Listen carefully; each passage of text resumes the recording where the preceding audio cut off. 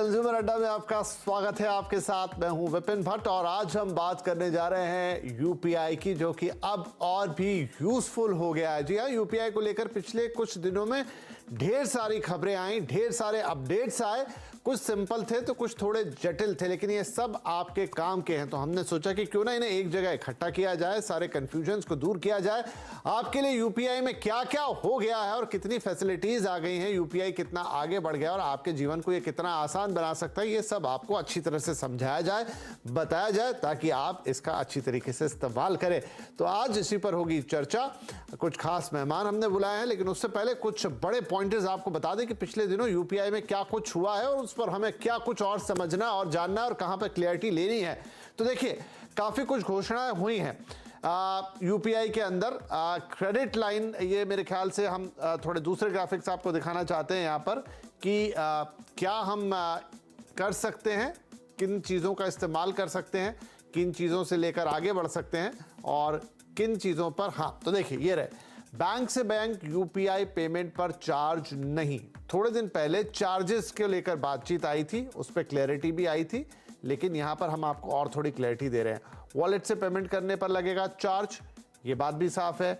इसके अलावा RuPay credit card से पेमेंट पर चार्ज। तो देखिए, ये तो कुछ पॉइंट्स हो गए, मैं आपको अलग से कुछ बताता हूं। वो ये है कि तीन अलग अलग चीजें हैं। पहली बात तो क्रेडिट लाइन को खोल दिया गया है कि क्रेडिट लाइन के इस्तेमाल से आप यूपीआई में पेमेंट कर सकते हैं। अब ये क्रेडिट लाइन क्या होती है और इसके इस्तेमाल से आपको क्या फायदा होगा, बताया जा रहा है कि भाई आपके पास जेब में एक भी पैसा ना हो, लेकिन आपको अगर क्रेडिट लाइन मिल गई है तो उसके इस्तेमाल से आप कहीं पे भी पेमेंट कर सकते हैं। एक तरह का लोन होगा, लेकिन इसमें बीच में यूपीआई होगा, नंबर वन।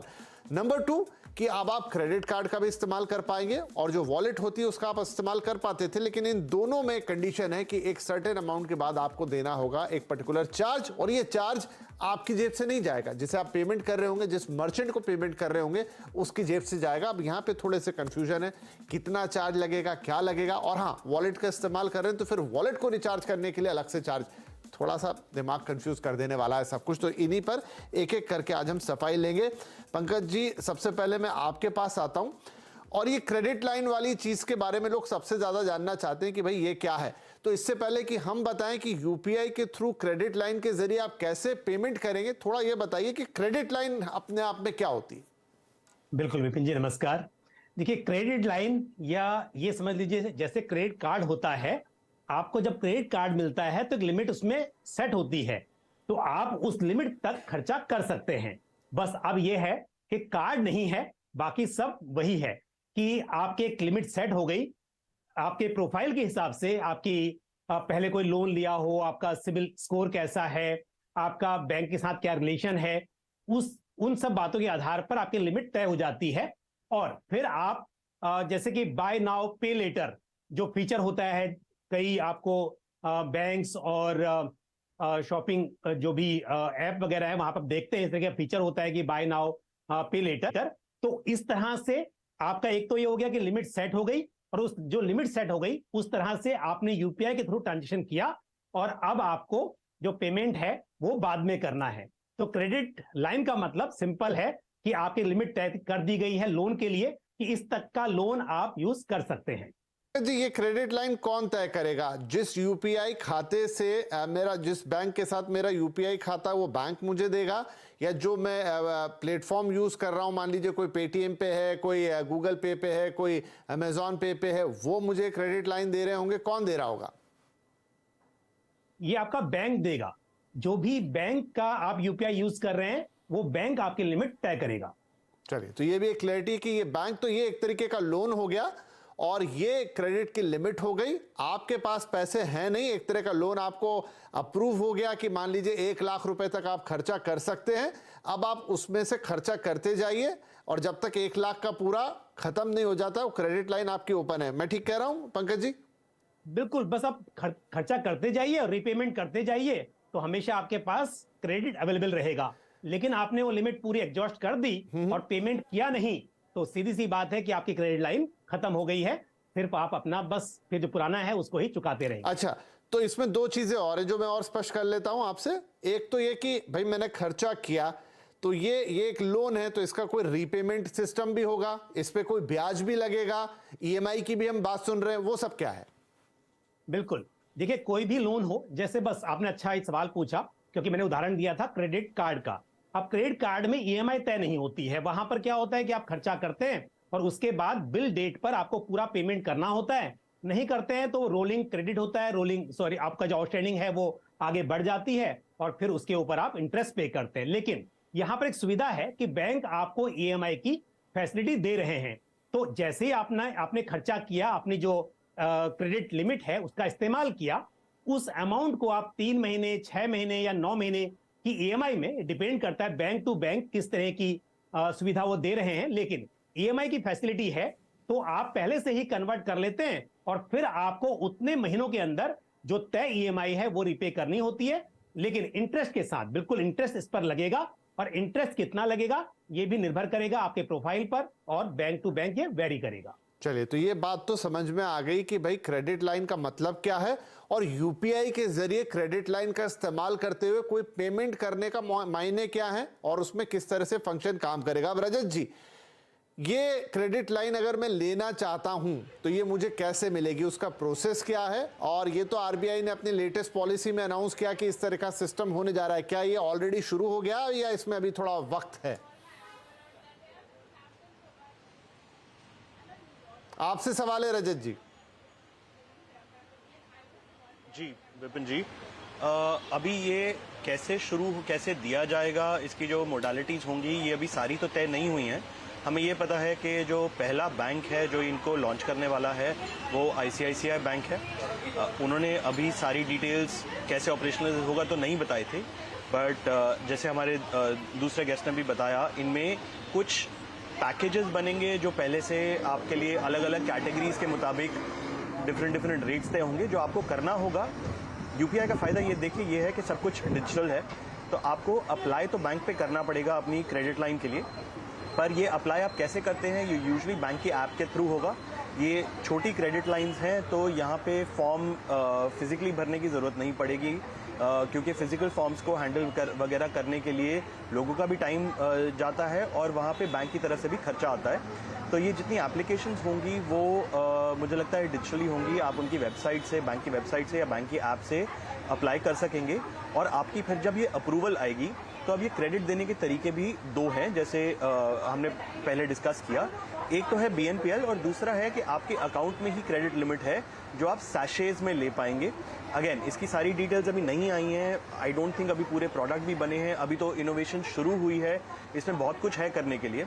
पर किस कैटेगरी में आप आते हैं, आप रिटेल कंज्यूमर हैं, आप स्मॉल मर्चेंट हैं, आप लार्ज मर्चेंट हैं, आपकी कैश फ्लोज कैसी रही हैं, बैंक आपकी क्रेडिट हिस्ट्री कैसी रही है, सिबिल का स्कोर कैसा रहा है, इस सब के बेसिस पे बैंक ये डिसाइड करेगा आपकी लिमिट कितनी होती है। वो लिमिट जब आपको, और आपका इंटरेस्ट रेट क्या आता है, तो वो जब डिसाइड हो जाएगा तब आपके पास ऐसा होगा कि वो एडिशनल पैसा अकाउंट में पड़ा हुआ है, चाहे वो आपके बैलेंस का पार्ट ना हो, पर आप उसे यूपीआई पे खर्च भी कर पाएंगे और यूपीआई पे वापस उसकी पेमेंट भी कर पाएंगे। तो आपको पेमेंट का भी एड्रेस बैंक से ही मिलेगा। बहुत बढ़िया, तो ये आपने काफी अच्छा एक्सप्लेन कर दिया कि एग्जैक्टली क्या संभावना है। अभी प्रोडक्ट धीरे धीरे बाजार में आएंगे, जैसा रजत जी बता रहे हैं, पहले आईसीआईसीआई ने तैयारी की है वो लेकर आएंगे, लेकिन मोटा मोटा खाका वही होगा जैसा रजत जी ने आपको बताया। मुकेश पांडे साहब, यहाँ एक और इंटरेस्टिंग सवाल आता है, वो है कि जैसे पंकज जी ने कहा कि उदाहरण देके समझाया था कि क्रेडिट कार्ड की तरह होगा, जहां पर आपको फैसिलिटी रहेगी, एक क्रेडिट लाइन की रहेगी, फिर एक टाइम लाइन रहेगी जिसपे आपको पेमेंट करनी है, ईएमआईज में कन्वर्ट हो जाएगा। अगर डिफॉल्ट कर गए, अब जैसे आप क्रेडिट कार्ड में वक्त पे नहीं दे पाते हैं तो बड़ा भारी इंटरेस्ट लगता है, क्या वहां पर भी इंटरेस्ट चार्ज वैसे ही रहेंगे या ये उतना महंगा जिसे कहना चाहिए कि सिस्टम नहीं होगा? यहाँ पे जैसे बैंक लोन के ऊपर मामला रहता है वैसे काम करेगा?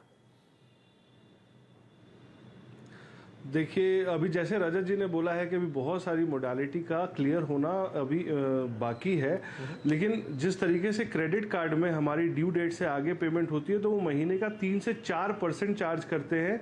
लेकिन जो क्रेडिट लाइन है, क्रेडिट लाइन का लिमिट है कि आपने जितना पैसा जितने टाइम के लिए यूज़ किया, सपोज आपकी 1 लाख रुपए की लिमिट असाइन हुई और आपने 50,000 रुपये 5 दिन के लिए यूज़ किया तो 5 दिन का इंटरेस्ट लगा, और आपका एक सेट पीरियड है कि आपको 1 महीने के अंदर में इस पैसे का जो भी इंटरेस्ट होगा वो एक पर्टिकुलर तारीख डिसाइड होगी कि भाई 1 से 30 के बीच में जितना भी पैसा आप यूज करते हो 7 तारीख को आपको इंटरेस्ट पे करना है, और आप 7 तारीख का वो डेडलाइन मिस कर रहे हो तो जरूर पीनल चार्जेस, ओवरड्यू चार्जेस जरूर होंगे, लेकिन वो कितने परसेंटेज होंगे उसकी क्लैरिटी अभी, जैसा भी बताया, अभी आईसीआईसीआई बैंक इसको शुरू कर रहा है, उसके बाद बाकी बैंक अडॉप्ट करेंगे, तो उसके बारे में क्लैरिटी आनी अभी बाकी है।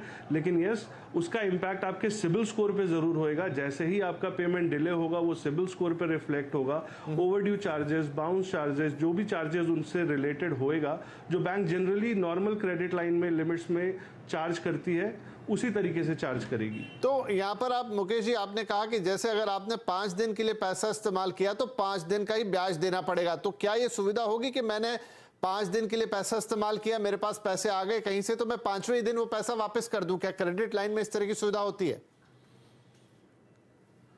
क्रेडिट लाइन अभी जो इसकी आनी मोडालिटी आनी है, जो कि बहुत तरीके से पेटीएम या और भी कंपनीज यूज कर रही हैं पोस्ट पेड करके।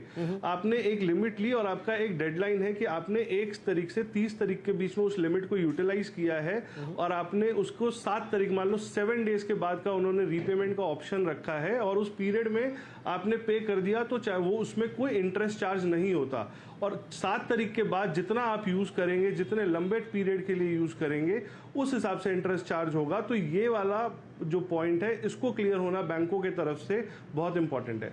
जनरली अगर हम क्रेडिट कार्ड से कंपेयर कर रहे हैं, क्रेडिट कार्ड 20 दिन से लेकर के 50 दिन तक का क्रेडिट इंटरेस्ट फ्री पीरियड देता है, और 50 दिन के बाद अगर आप उसका इंटरेस्ट टाइम पे नहीं पे कर पाते हैं तो इंटरेस्ट चार्ज लगना शुरू होता है, जैसा भी आपके कार्ड का बिल साइकिल हो। ठीक है, पंकज जी आप इसमें कुछ ऐड करना चाहेंगे? बिल्कुल, मैं एक बात कहना चाहूंगा कि ये यूपीआई के थ्रू ट्रांजैक्शन हो रहा है, ये नया है। लेकिन अगर हम बात करें पे लेटर की, यानी कि हम जो बात करें क्रेडिट लाइन की, आप उसको नाम क्रेडिट लाइन दीजिए, या आपका प्री सैंक्शन लोन कहिए, या बाय नाउ पे लेटर कहिए, ये एक ही चीज है। तो आपके बैंक में पहले भी फैसिलिटी है ऐसी, बहुत सारे बैंक अपने कस्टमर्स को ये फैसिलिटी देते हैं कि आप कोई भी आइटम बाय कर रहे हैं, यूजुअली कंज्यूमर ड्यूरेबल्स जो होते हैं, हाउस होल्ड आइटम्स, जिस तरह के अप्लायंसेस होते हैं, उनके साथ उनका टाई अप होता है, आप बाय करते हैं और उसका पेमेंट आप लेटर कर सकते हैं। इस तरह की फैसिलिटी ऑलरेडी कई बैंक्स अपने एग्जिस्टिंग कस्टमर्स को देते हैं। तो अब बस फर्क ये है कि जो ये प्रोडक्ट की बात हो रही है, इसमें जो ट्रांजैक्शन है वो यूपीआई के थ्रू हुआ मर्चेंट को, और उसका पेमेंट बाद में करना है। तो क्रेडिट लाइन जो है वो बहुत क्लियर चीज है कि आप कोई भी चीज आज बाय कर लीजिए बिना पैसे अपने पास होते हुए, और बाद में आपको उसका पेमेंट करना है। राइट, चलिए, तो ये क्लैरिटी यहाँ पे आ गई। बस ये है कि अब ये यूपीआई के थ्रू होने जा रहा है तो सारी प्रोसेस बड़ी इजीली हो जाएगी, बहुत आसान हो जाएगा सिस्टम, क्योंकि हम सब लोग यूपीआई का इस्तेमाल करते हैं। तो क्रेडिट लाइन यूपीआई के साथ जुड़ रही है, वो कैसे काम करेगी, किस तरह से संभावित उसकी एक पूरा सिस्टम हो सकता है, वो हमने समझ लिया, उसके क्या फायदे होंगे वो भी समझ लिया। जल्दी लॉन्च होते हुए दिखाई देंगे ऐसे प्रोडक्ट। अब मूव करते हैं दूसरी तरफ, जो चार्जेस की बात आई थी, इसने बड़ा कंफ्यूजन मचाया। थोड़ा समझाते हैं आपको। देखिए, थोड़े दिन पहले एक सर्कुलर आया था, उसके बाद बड़ा कंफ्यूजन हुआ, सफाइयां आई, लेकिन एक क्लैरिटी आपको फिर से दे देते हैं।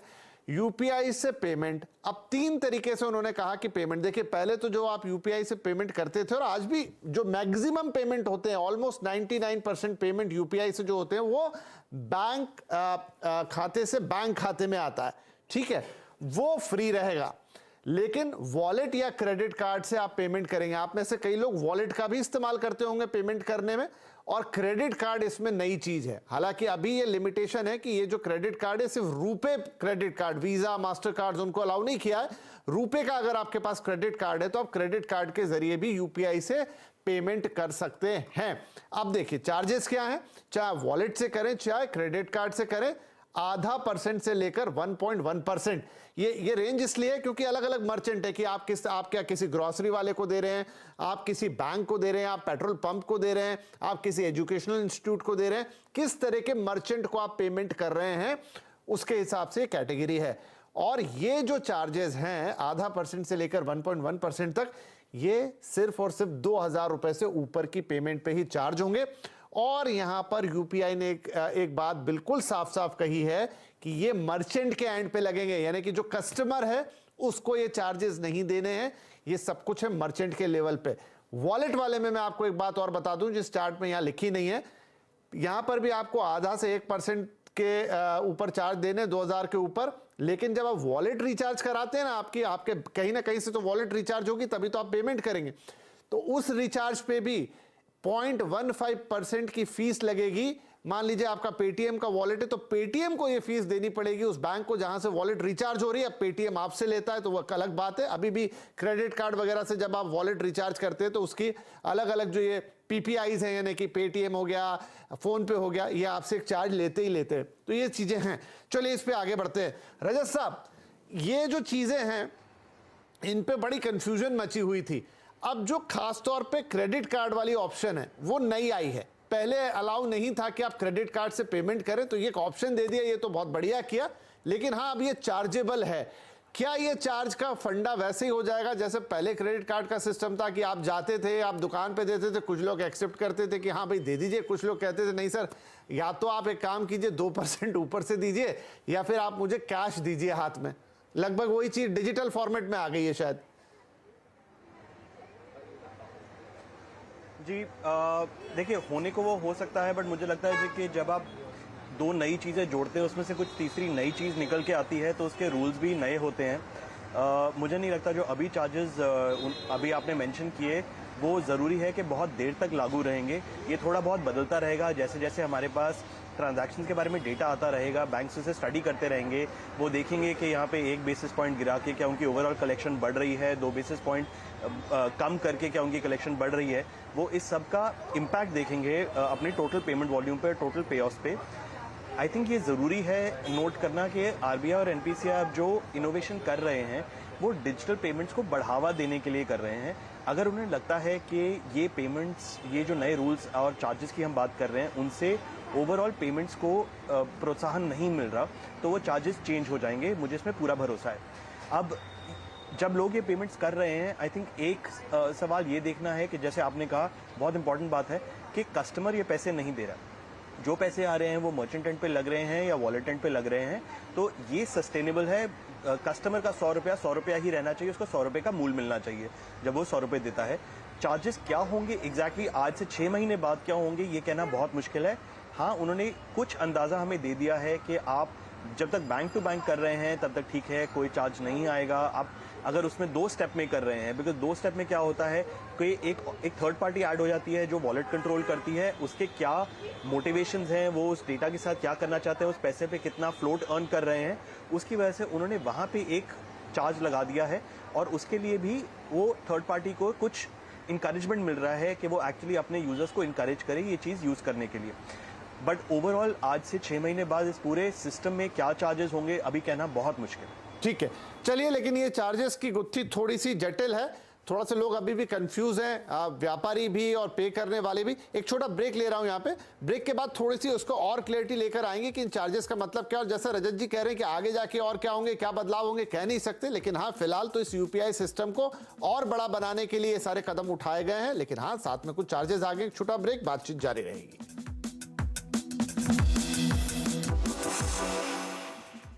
तो यूपीआई अब और यूजफुल कितने काम का हो गया। UPI, credit line, credit card, सब तरह से पेमेंट की बातें आ रही, वही आज आपको समझाने की कोशिश कर रहे हैं। ब्रेक से पहले हमने आपको बताया अलग अलग चार्जेस। एक नजर फटाफट इस चार्ट पे फिर से देख लीजिए। देखिए, मैंने कहा था बैंक टू बैंक, अगर आप बैंक खाते से बैंक खाते में यूपीआई करते हैं कोई चार्ज नहीं।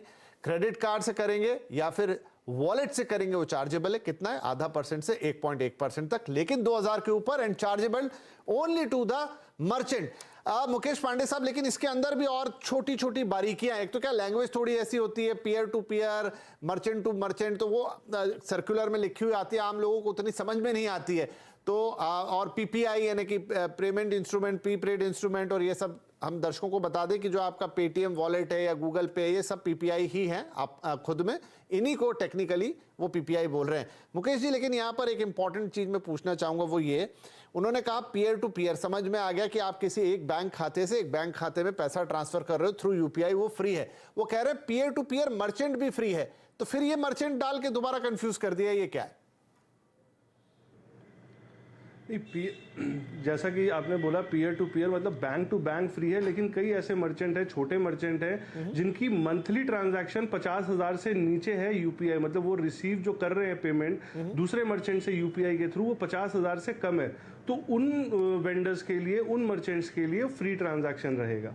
ओके तो ये इस जो भी ट्रांजैक्शन है, जो भी एक्सप्लेनेशन है वो इस तरीके से रहने वाला है। ठीक है, तो यहाँ पर ये थोड़ी सी, क्योंकि एक समय आप कहते हैं कि भाई मर्चेंट को पे करना है, लेकिन आप कह रहे हैं पीयर टू पीयर मर्चेंट भी फ्री है, तो जैसा मुकेश पांडे जी एक्सप्लेन कर रहे हैं कि यहाँ पर वो मर्चेंट जो वहाँ डेफिनेशन में आते हैं पीयर टू पीयर में, जिनका receivable total through UPI per month 50,000 से नीचे है, उनके ऊपर यानी मर्चेंट के ऊपर भी वहां पर चार्ज नहीं जाएगा, भले ही वो 2,000 के ऊपर की भी ट्रांजैक्शन हो। तो ये थोड़ा सा एक अलग रख दिया है पंकज जी, लेकिन इसके ऊपर अलग अलग जो कैटेगरीज बांटी गई हैं। छोटे मर्चेंट है हाँ जी, हाँ जी, ये इसलिए है ताकि जो छोटे मर्चेंट हैं वो अपने वो 1% की वजह से बोझ को फील ना करें, वो जिस तरीके से अपने बिजनेस को कर रहे हैं उसी तरीके से करते रहे। 50,000 से नीचे के जितने भी मर्चेंट हैं जिनकी पेमेंट यूपीआई से आ रही है वो एग्जेम्प्टेड है इस कैटेगरी में। चलिए, तो बहुत बढ़िया क्लियरिटी है, काफी अच्छी। और वो तमाम व्यापारी ऐसे जो देख रहे हैं, सुन रहे हैं, जिनका टोटल रिसीवेबल 50,000 से कम है, उनके लिए एक अच्छी बात है पंकज जी। लेकिन जिनका 50,000 से ऊपर है, मतलब जो जनरल कैटेगरी में, अब उनके लिए 0.05 से 1.1% की है। एक कंज्यूमर को तो नहीं पता चलेगा कि मैं जिसके यहाँ जा रहा हूं वो कौन सी कैटेगरी में फॉल करेगा, हालांकि उसे देना भी नहीं है, लेकिन फिर भी अगर उसे पता करना हो तो कैसे करे, क्योंकि हो सकता है वो पलट के उससे मांग ले।